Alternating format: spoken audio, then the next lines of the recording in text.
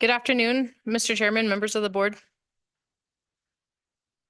Last week, the Rio Grande Basin received some much needed precipitation, which elevated river inflow into the Middle Rio Grande. Prior to the storm, inflow was trending downward, but recent precipitation has reversed that trend.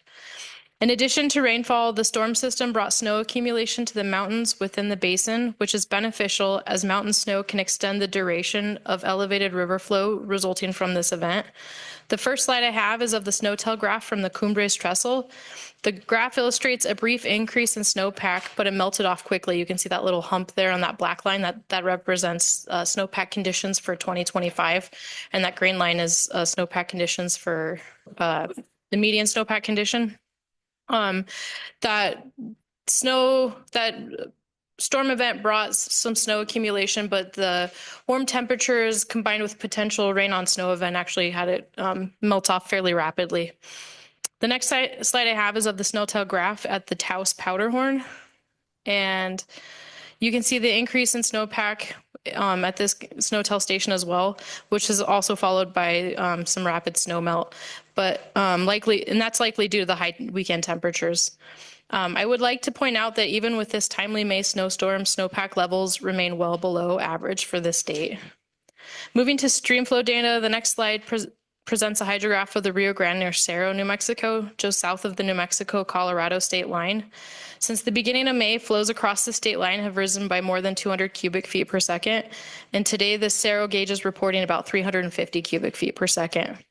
In the next slide, I've included a hydrograph from the USGS Rio Chama at La Puente gauge, located upstream of all the reservoirs on the Rio Chama. You can see that inflows were previously declining, but the recent storm increased discharge at La Puente to above 1,000 CFS over the weekend. As a result of this inflow, the Bureau of Indian Affairs has indicated they believe they have nearly stored the total calculated volume of prior and paramount water for this year.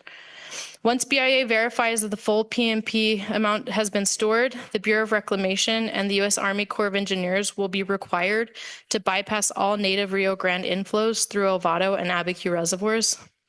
Native Rio Grande water is water that originates within the Rio Grande Basin and is governed by the rules of the Rio Grande Compact. The next slide shows a graph of the Rio Grande at the Odawi gauge upstream of Cochiti Reservoir. This gauge captures combined inflows from the Rio Chama and the Rio Grande on the main stem. In early May, Odawi was measuring just above 700 CFS. Today, it is measuring approximately 1,300 CFS. This increase is a direct result of last week's storms.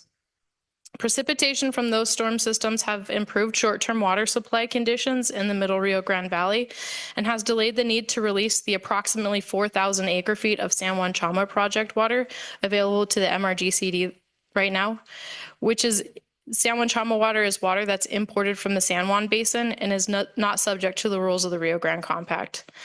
This water is the only stored water currently available to the MRGCD due to restrictions on our ability to store native Rio Grande water in our upstream reservoirs because of New Mexico's Rio Grande Compact debt. Middle Valley inflows are expected to remain elevated through at least this week and hopefully will stay above MRGCD's irrigation and conveyance demand long enough to delay releases of our limited San Juan Chama water until late May or early June. Despite the short-term boost in water supplies from recent precipitation, these storms have not materially changed our seasonal outlook. With limited storage water to supplement low summer flows, farmers should be prepared for extended periods between irrigation deliveries if the Rio Grande does not experience inflows from summer rain events. Likewise, the public should be prepared for extensive river channel drying this summer. The short-term forecast calls for hot, dry, and windy conditions, while the seasonal outlook, you can see for the short-term forecast, there's not a lot of precipitation in the forecast, and temperatures should be, today is supposed to be 87, so temperatures should be high. Moving to the seasonal outlook, we are looking in the Rio Grande Basin here at more than likely above average temperatures with equal chances for above or below average precipitation. And so with that, I encourage everyone to pray for rain, and I'm happy to take any questions.